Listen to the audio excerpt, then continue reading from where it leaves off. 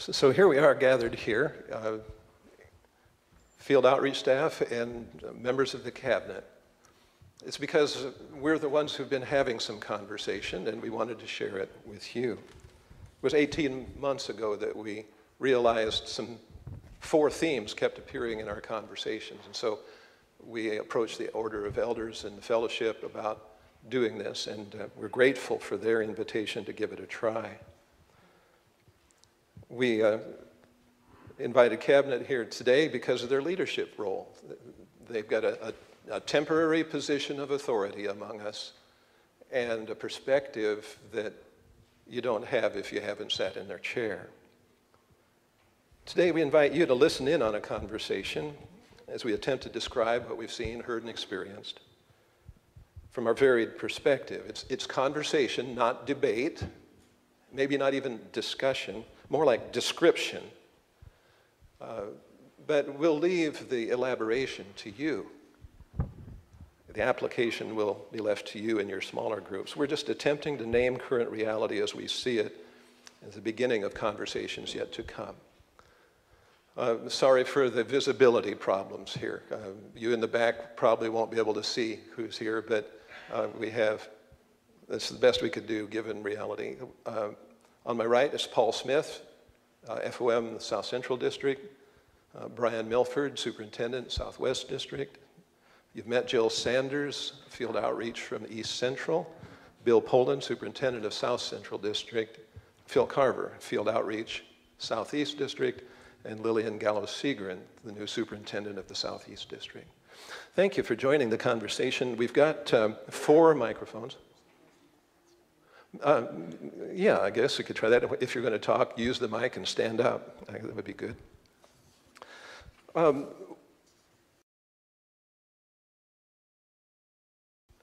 We're here because we're committed to the ministry of the church. And in the room, we've got many categories of ministry. And that raises the issue of our covenant of ministry.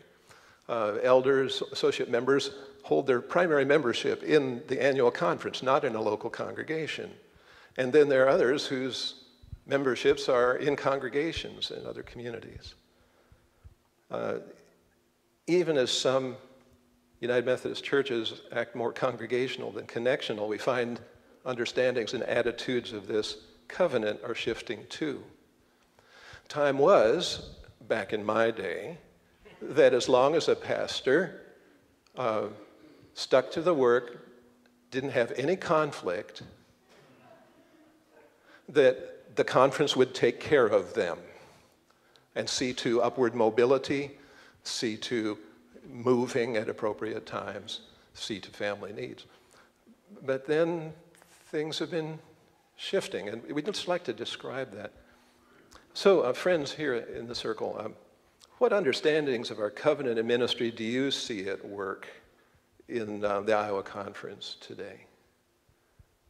How's covenant working? We didn't rehearse this, you'll notice.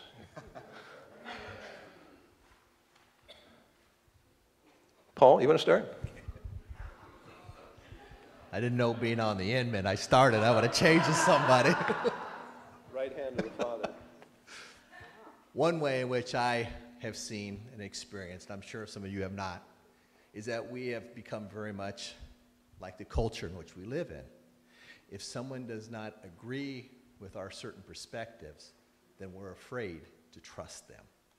And I feel like that lack of trust has permeated a lot of relationships and a lot with each other until we almost are sure that they think like us. And we're finding fewer and fewer people like that.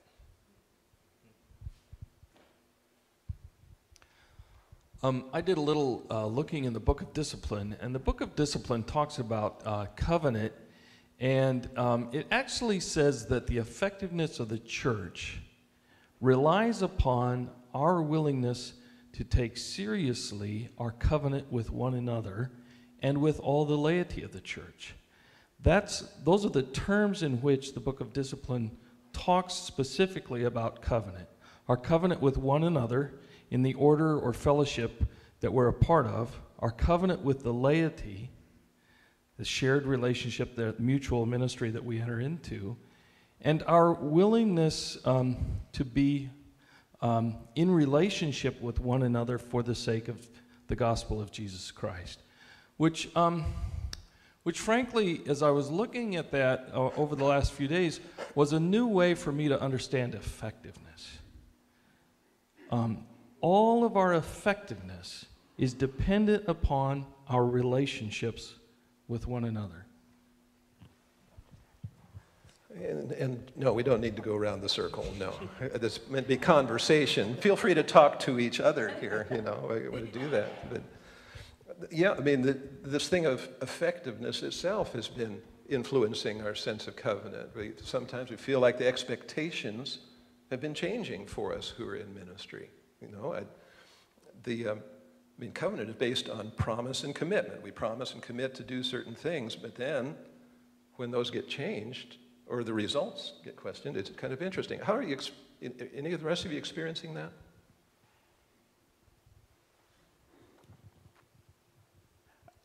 I think that part of the problem is, as we talk about covenant and our expectations, is that we're not always even clear with ourselves in terms of what we're expecting of ourselves to do in ministry. Our culture has become so introverted, that is, caring about ourselves. In fact, there was a political slogan that's kind of taken over the political discourse: "Are you better now than you were 4 years ago?" And that's kind of become our mantra. Are things better for me than they were? And that tends to work against effectiveness for the gospel, because we're not called to make things better for ourselves, as I understand it. We're called to make things better for each other. And who are we involving in that conversation about making things better for others? That doesn't surely stop in our church walls. It has to go beyond our church walls into our communities. And that's where I think our effectiveness is really broken down, and even our expectations. Most people that I know go into ministry, and I had this in the beginning, I'll admit, expecting that what our job is as clergy is to make the people in the church happy. We kind of live with that a lot, and that's not really what I think God expects of us. The expectation that God has of us is that we're going to do something meaningful in the world.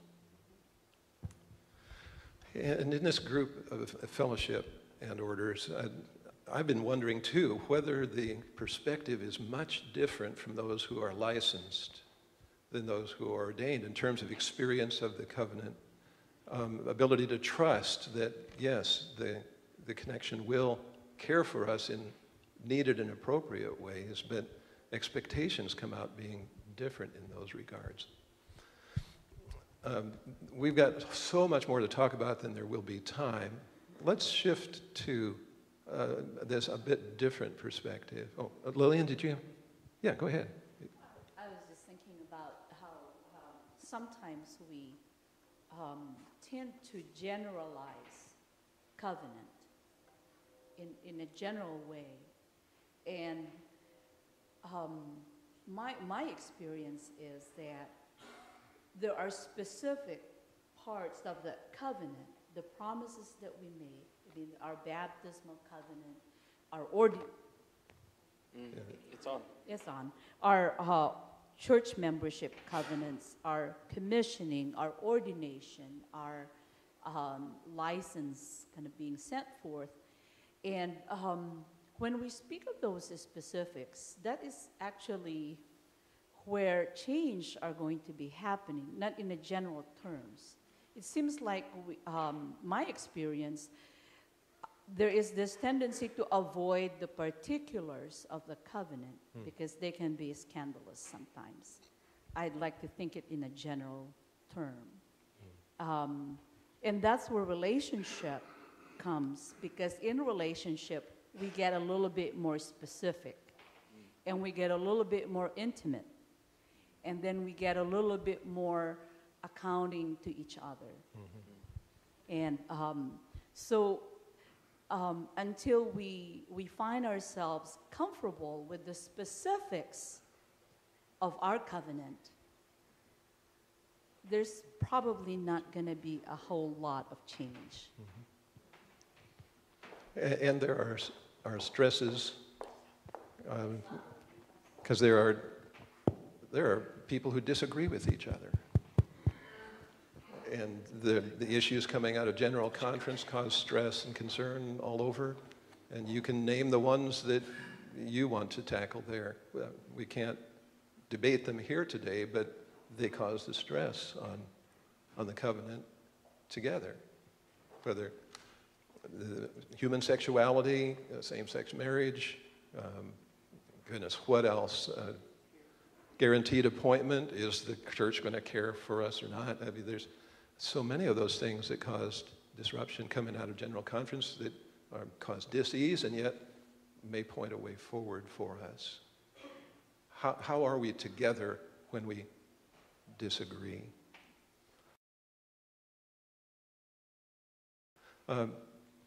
Moving from general to particular, Lillian, we're generally in ministry, and it gets particular when you're appointed to a church.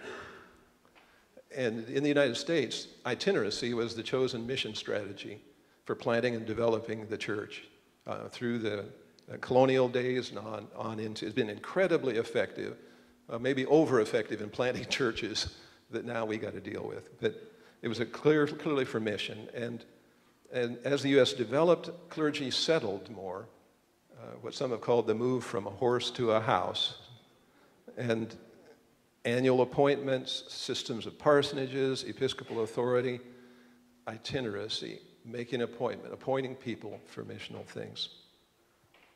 Others have remarked how it's changing. How do you see itinerancy working as a missional strategy today?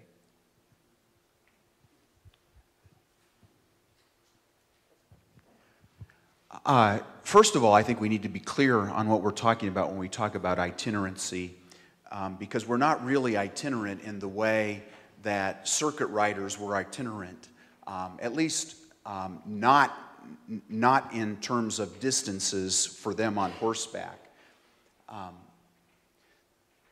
The itinerant ministry was based on the idea that we had, or as I understand I should say, that we have vital local ministries in each place that needed education and tweaking, but that the majority of ministry was actually done by lay people and not by clergy. That was the idea.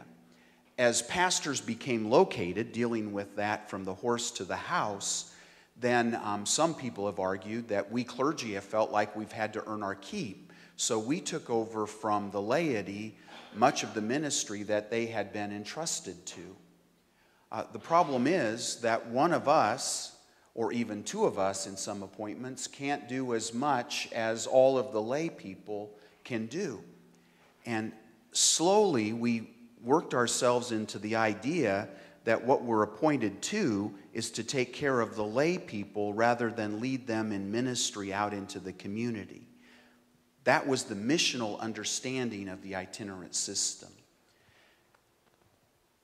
As we still have, and I want you all to know, in my opinion, the appointive cabinet takes very seriously that understanding of missional appointment. That still involves the idea that specific clergy with specific gifts and graces are needed in specific places.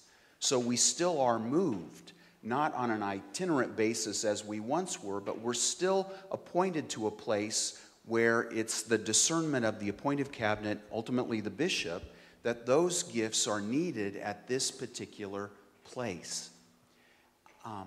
When we talk about missional appointment, there are all kinds of things that get brought up into that discussion that, if we're honest, are really not about mission. They're about issues that we have as clergy, they're family concerns, they're even not just with our immediate family, but as on the appointive cabinet we experience them, they're about concerns that we have for our parents, or as we get older, our children and even our grandchildren. All of those begin to be important to clergy, which means they impact the conversation that we have around appointments. The balancing thing is, and part of the covenant is, how do we balance those concerns, the concerns of clergy, with the ultimate need of missional appointments? Mm-hmm. That's where we struggle. And Bill, you're pointing to values that are at play Right. among us in that position. The value of the mission and accomplishing that, the value of matching gifts and needs. But then there are some of those other values that are working, the legitimate needs of families, pastors, spouses. Back when I was a DS, we had a number of clergy couples, and we had a value that they should be able to live together. And it was a challenge because any given year, there weren't that many appointments next door to each other that had a parsonage. So we moved them into the front end of the appointment process so that that need could be addressed with maximum possibilities. But I know that there's a stress there. And now we tried to, some used to call it fast track graduates of seminary, younger clergy, get them into leadership positions. And boy, did that cause some stir among us old guys. And now the call is, we need younger clergy this day more desperately than other. We've got that value at play. What other kinds of values do you see working from, and Phil, I want you to chime in here too. Some of, Lillian was moving her hand. but yeah, after Lillian, that's fine. But the perspectives you pick up from folks in local churches too, I think could be important. And Paul and Jill, what are the values at play, or the need to be, like the ones I've mentioned? Lillian? Well, I think. Yeah, I think I speak louder when I'm standing. I think that. Try this one. I'm not a musician, rock singer. Okay, right here. Okay. Well, I think that the mission, our common mission, is there's always this striving to be faithful to the mission. And we are all in this together. And so there is this freedom of presenting our circumstances to the process. But there is one lens that has always been very valuable to me, is that there is great one nature of itineracy and the missional appointment process is to be appointed to a particular place at a particular season. And the lens to see it, that you're going there not to start, but we're going there to continue the work. And there is value to that in relation to our mission, that I am not starting all over again, actually. I have to look at the big picture, and the colleague in front of me has started something really great. And looking at the gifts that the cabinet has seen in me to go there. I don't have to start all over again. I have to continue what has already started. And that seemed to be ignored sometimes. That if Larry was there for 7 years, and Larry has built all these great things, and it's going really good, it's okay to say, I'm going to continue what Larry's doing. I don't have to start all over again. And that's also my hope if I leave. I mean, in the Southeast District, I have inherited a lot of great things there. And I think that's part of the itineracy process, that God is doing something really great by using different people for different seasons, but all for the mission. And that's the common ground. What I often hear in congregations, although it's not in every congregation, are two competing values. A value for stability, don't ruffle feathers, and yet a value for all those young families that we want to invite to be a part of our congregation. And those are often in conflict.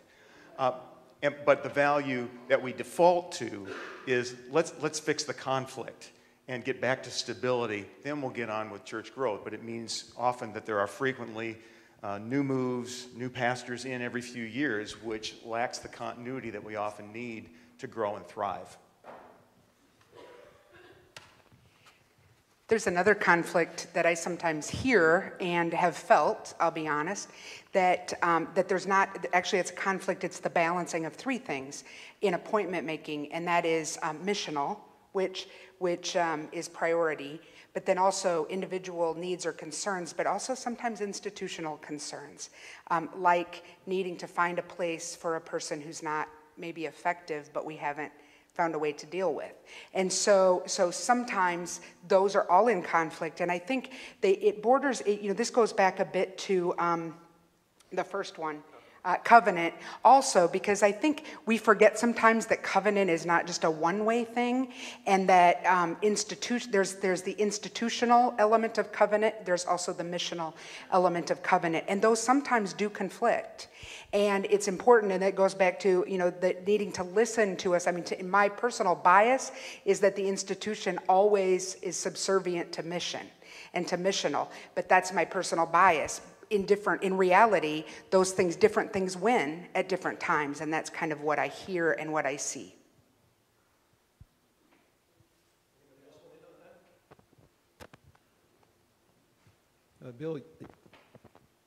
Bill, you mentioned that, yeah, I got it now, yeah. Bill, you mentioned the matter of equipping the laity as being the initial mission, and that's certainly scriptural and what we're called to be doing, and yet there are cross currents we find all over where we work on that, because laity have relinquished a lot of ministry to clergy, and clergy have professionalized ministry away from laity, and there's been a conspiracy of silence sometimes, and it, we aren't sure how this is working out. Do you really feel called to equip laity to do ministry? How's that working for us? Let me just say one thing. One of the things that I think we suffer from is lack of clarity about our mission. And when we have lack of clarity about mission, as I talk with laity across the district where I work, I talk to them often about pastor whiplash, which goes back to what Lillian was alluding to in the earlier comment about a pastor comes in and takes a congregation one way, and then the next pastor comes in and takes them a totally different way. And they tell me they feel powerless, or they feel like they get whiplash from one pastor to the other. And my comment to them is, and to clergy, is that it's we need to be really clear about and to discern what it is that God is calling us to do, and that when that is clear, that the expectation ought to be there that pastors will lead into that mission, but that the mission is owned by the community, not housed in the body of the pastor. And I think that's very important.